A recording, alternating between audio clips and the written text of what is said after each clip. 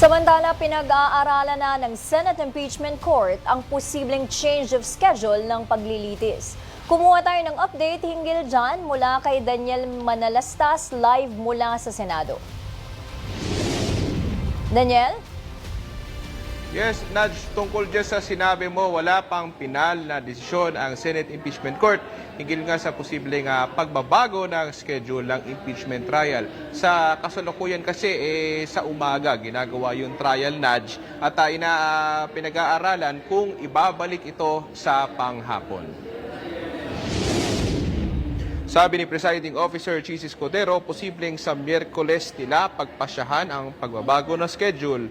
At sabi naman ni Prosecutor Joel Chuba, kung magkakaroon man ng pagbabago sa schedule, ayos lang sa kanila ito. Matapos din maalantala ang paglilitis dahil sa nagdaang sama ng panahon. Ang defense team naman ni VP Sara Duterte ay susunod lang daw sa ibibigay na schedule ng impeachment court. Samantala, Nudge, humarap muli si Gina Acosta ng Office of the Vice President na testigo ng prosekusyon.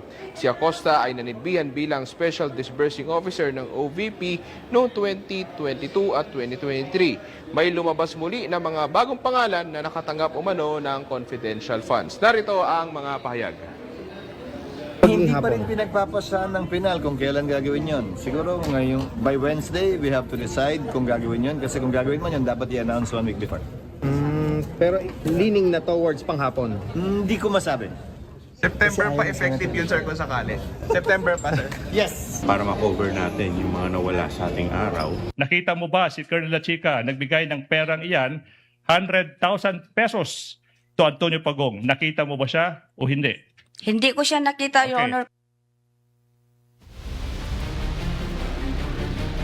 Samantala, Nadja, sa punto ito ay inaasahang magtatanong din yung mga senador dito nga kay Gina Acosta. At nagpapatuloy pa yung impeachment trial na inaasahang matapos bago ang sesyon ng Senado ngayong hapon.